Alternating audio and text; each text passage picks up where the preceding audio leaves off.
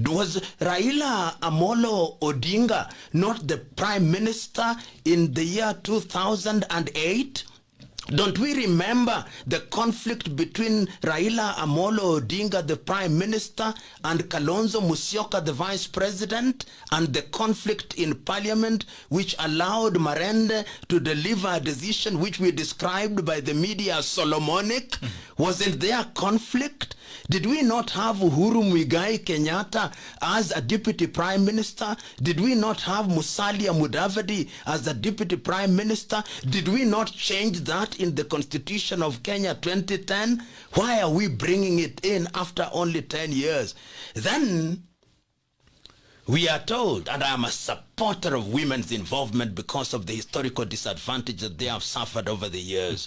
I am therefore affirmative action. I supported it at Bomas and I do. But look at their prescription. We introduced 360 seats. And if we don't get enough women, then we go to the party list, and on the basis of the votes that have been cast, we top up until we get a number that ensures that there's no gender is more than 2/3. We'll do that for 15 years. They have now introduced a term limit. Our parliament could end up being one of the largest in the world relative to our GDP. Do we want to do that? Then you go down to the counties, it is the same top up, and they now cap it up as 10 years. I mean, it is so sad that a country that is so bedeviled with problems is now adding more. And then I hear somebody telling me, oh, the prime minister will not earn a higher salary. What is a salary in the life of any public office? It is the other hidden costs. Tea of 11 million in your office, per diems, the vehicles. Salary is 0.00001% of what it takes to take care of an office. And then we are told many things are going to happen with BBI, that Higher Education Loans Board was one of them. Really? Shouldn't the Board of Higher Education Loans Board sit there? Then we are told that the youth are going to have tax holiday. Oh, if you don't have work, what is a holiday in the first place? If you don't have work, what is the value of a holiday? Then you create a youth commission. Don't we have many of those youth things? You actually have a ministry. Yeah, we have a ministry for youth. So what is the commission going to do that the ministry cannot do? So when you look at the BBI, and it's so painful that the political leadership thinks, this is what pains me as a Kenyan, the assumption that Kenyans are so stupid, so desperate that they can be told what to do and they will not question it. And we are now being told there is no time. Time for what? Who is Kenya being wound up? Kenya is the next, and we'll die and leave Kenya here. There is time. We need not and we must not have a referendum before the next election. In fact, I dare say, because of the poisoned environment, let us postpone this BBI business until after the elections in 2022, when there is sobriety. When there is sobriety, then we can begin to discuss. And remember, this is something I must say.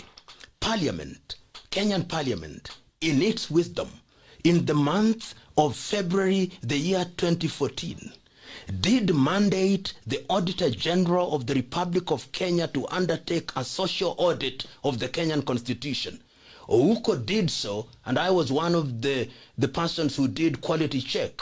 He did so and released a report in 2016 in which he said, amongst other things, that we have too many members of parliament. We should reduce them. We have too many commissions. We should reduce them. He fell short of saying that we had too many counties. 47 counties? The United States of America, with a population of 330 million, with a GDP of 20 trillion, has only 50 states. And yet, as I speak to you now, it is more expensive to take care of a Kenyan governor than it is to take care of a governor in the state of California, which is only one state and whose economy is 15 times larger than Kenya. Who said we needed deputy ministers? What do? I only know 3 members of parliament in Nairobi. What are the members? I don't know the others. I don't know my MCA. I don't know what they do. Now we are saying that we have had the NMS. Nairobi is going to be added 12 constituents. To do what?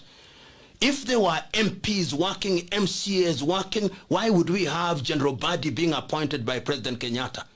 What are they doing? Tell me another thing. If you have a constituency development fund, why do you need a ward fund? Is the ward not in the constituency? And indeed, if you have the county government with a governor, why do you need those funds? Why don't those funds just go to the county, and then we have a vote for the constituency and a vote for the ward?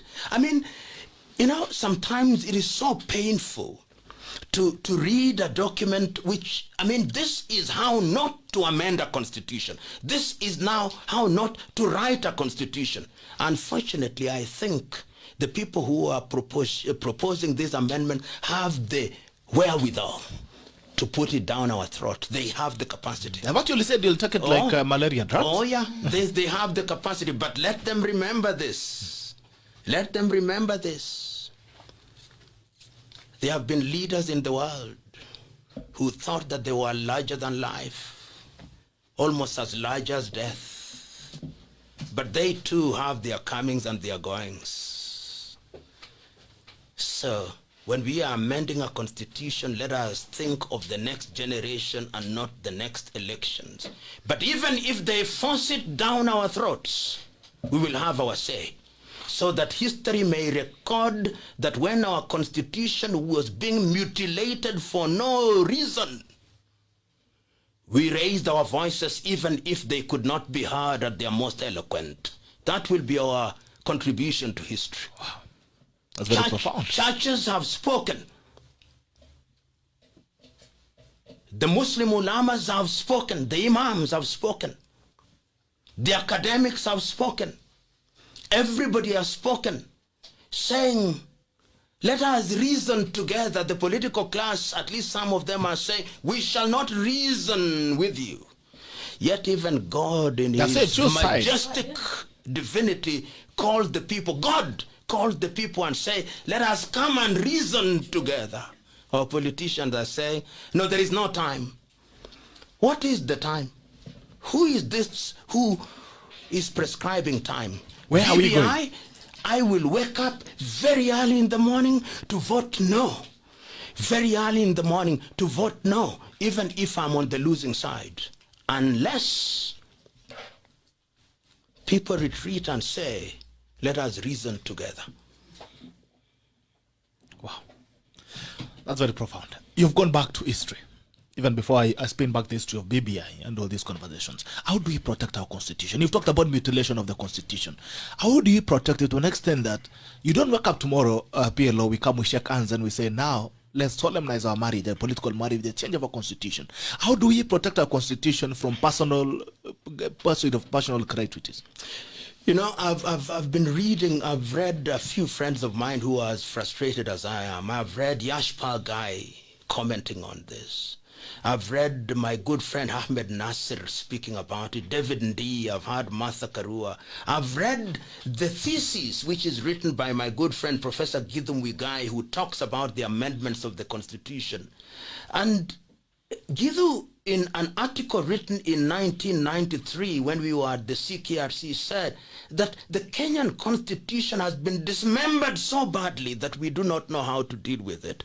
During the same year, Professor Ali Mazrui, the late, said, if African politics is ethnically prone, can we have ethnic-proof constitutions? We introduced Articles 255, 256, and 257 in the Constitution to create an environment where it is not easy to amend the Constitution. But see how we had an attempt to amend the Constitution through Okoa, Kenya, which failed. We had an attempt to amend the Constitution through Punguza Mizigo, which was not allowed to proceed. We now have an attempt at amending the Constitution. Through BBI. Even through BBI. It would appear that the appetite of the political class, the current political class, to interfere with the constitution is so deeply seated that even when you want to create a rigid environment, they don't care. You know, Bitok, when you hear that we are going to spend 14 billion to undertake a referendum, and I'm told, I do not know whether it's correct, they have never released the amount of money that they spent in this BBI. So far. They haven't, but it must be in the billions. And at the same time, doctors are dying because there is no PPEs. Wow. At the same time, our children are dying because there are no masks.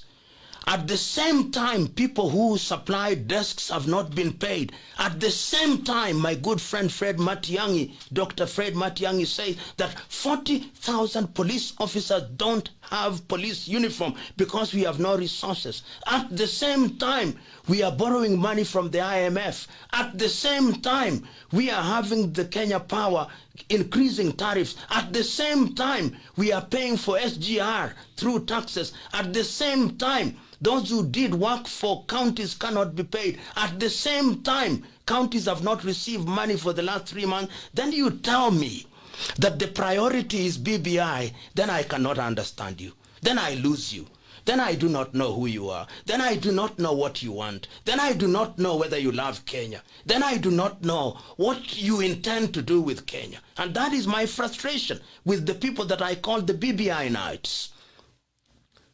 What? The country is on fire, and you are not bringing the fire engine.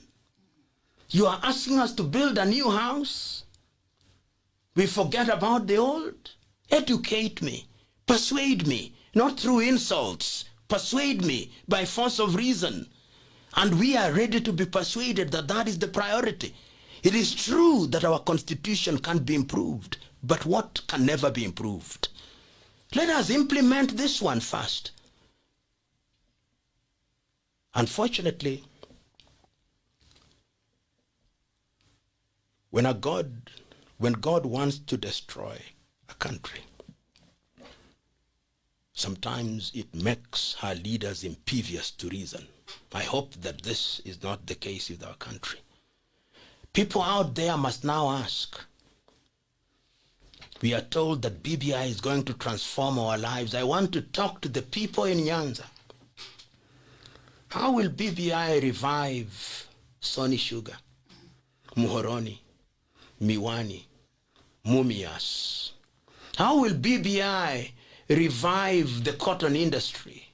How will BBI revive the cooperative industries, the fishing cooperatives? The people in Mombasa, how will BBI help Ramisi? How will they help Salt? How will they help Cashew Nut? Those who are in Central Province, is your milk going to be better produced? You are going to have better milk because of BBI? Is the coffee yield and the tea yield going to be improved? In Kericho with Finlay closing, will BBI change all this? The young men and women who have lost in Ministry of Tourism, on the day that we endorse BBI, if it will happen in the month of June, will we now create 3 million jobs courtesy of BBI? Or will merely have created the offices of the Prime Minister and Deputy Prime Ministers and the opposition, and will have renamed Cabinet Secretaries, Ministers, and will now give MPs a career progression of being cabinet ministers and have deputy prime ministers? I want to know how this BBI is going to revive the institution that have died, how Intercontinental Hotel is going to be open courtesy of BBI, how Mayfair Hotel in Nairobi is going to open courtesy of BBI, how garbage collection will improve simply because we have 12 more MPs in Nairobi. I want to be told. When I'm told these things, I'll be in the forefront of campaigning for BBI. Tell us, don't intimidate us, don't threaten us, don't troll us, don't insult us, don't cajole us. Just tell us, just reason with us. Like God said, let us come and reason with the people. Accept that you do not have the monopoly of wisdom. You are mortals just as us. You may mean well, but when you have too many people asking too many fundamental questions, turn back and said, Waswahili husema, baniani mbaya, kiatu chake dawa. Sisi ndio baniani hao wabaya, kiatu chetu huenda ni dawa. Wow. I'll give you a water break as I throw it to Lucia to make a few commentaries.